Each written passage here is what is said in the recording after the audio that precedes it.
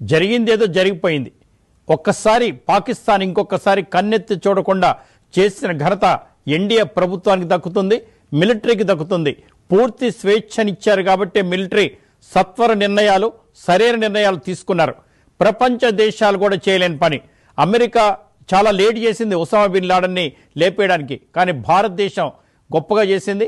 ఇవాళే ఇజ్రాయిల్ అధికారులు ప్రకటించారు, మేడం మేము ఏదైతే సప్లై చేశామో, అమెరికా వాళ్ళు సప్లై చేశారో దానికన్నా భారతదేశం స్వయంగా సంపాదించుకున్న క్షిపణులు, తయారు చేసుకున్న క్షిపణులు బాగా పనిచేశాయి. మేమే ఆశ్చర్యపోతున్నాం. మేమే ఇంటర్నేషనల్ నెంబర్ 1 అనుకున్న ఇజ్రాయిల్ భారతదేశం ఇంత బాగా సొంతంగా క్షిపణులు తయారు చేసుకుందా అని వాళ్ళ స్టేట్మెంట్ కూడా ఇచ్చారు మేడం. నేను ఫస్ట్ మీకు డిస్కషన్ లాగా చెప్పాను.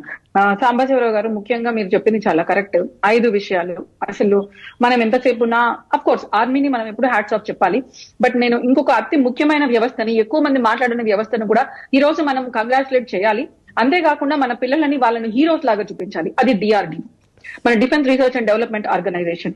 ఎందుకంటే 2004లో మన పరిస్థితి ఏంటంటే, ఆ రోజు కనుక యుద్ధం వస్తే మన దగ్గర కనీసం 4 రోజులు మందుగుండు లేదు, ఆర్టిలరీ గన్ పౌడర్ లేదు.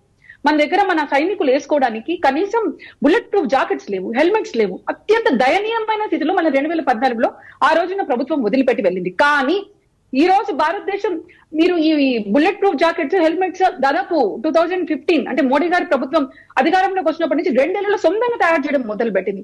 అంతేకాకుండా వినాలి ఈ రోజు ప్రజలందరూ కూడా, మన DRDO అత్యంత వేగంగా సొంత టెక్నాలజీతో అత్యంత అధునాతకమైన ఈ వార్ఫేర్ అంటే యుద్ధానికి సంబంధించినవి బ్రహ్మోస్ క్షిపణులు ఇక్కడ తక్కువ వాడాము ఈ యుద్ధంలో. అవి 2000 కిలోమీటర్ల వరకు వెళ్లి టార్గెట్ ను ధ్వంసం చేయగలం. ఈ రోజు ఏవైతే ఎయిర్ బేస్లు చూసావో అవి మన భారత గడ్డ మీద మన DRDO ఆధ్వర్యంలో మన సైనికులు తయారు చేసినవి. అదే విధంగా ఆకాశ్ క్షిపణి, అది మన దేశంలోకి ఎటువంటి రాడార్ వ్యవస్థను ఇంప్రూవ్ చేసిందంటే ఈవెన్ ఇజ్రాయెల్ కూడా ఈ రోజు ఎంచుకుంటుంది. అది తయారు చేసింది మన DRDO, మన సైంటిస్టులు. ఇంతేకాకుండా BEL, HAL ఇవన్నీ కూడా ఎన్నో సదుపాయాలను తయారు చేస్తున్నాయి. ఉదాహరణకు తేజస్ లైట్ ఎయిర్ క్రాఫ్ట్. ఇంతేకాదు సాంబశివరావు గారు, గత 10 ఏళ్లలో సబ్మెరైన్స్ అంటే జలాంతర్గాములు, నీళ్లలో పోయేవి, INS విక్రాంత్ అందరూ వినే ఉంటారు. ఇటువంటివి మన భారతదేశం సొంతంగా తయారు చేసింది. ఇంకా AK-47లో ఇవన్నీ ఎంతో అధునాతన టెక్నాలజీతో తయారు చేసింది. డ్రోన్లు ఇవన్నీ కూడా మనం సొంతంగా తయారు చేస్తాం. ఈ 11 ఏళ్లలో మన సైంటిస్టులు, DRDO కావచ్చు, HAL కావచ్చు, BEL కావచ్చు, వీళ్ళు తయారు చేసిన టెక్నాలజీ వ్యవస్థ వల్ల ఈ రోజు మనం సమర్థవంతంగా తిప్పగొట్టగలిగాం. మొత్తం ప్రపంచంలో మన వ్యవస్థ ఎంత బలంగా ఉందో మనం నిరూపించుకోగలిగాం, మనం ప్రూవ్ చేసుకోగలిగాం. ఇజ్రాయెల్ లాంటి దేశం ఈ రోజు మనల్ని పొగుడుతుంది 100% ఎఫెక్టివ్ అని.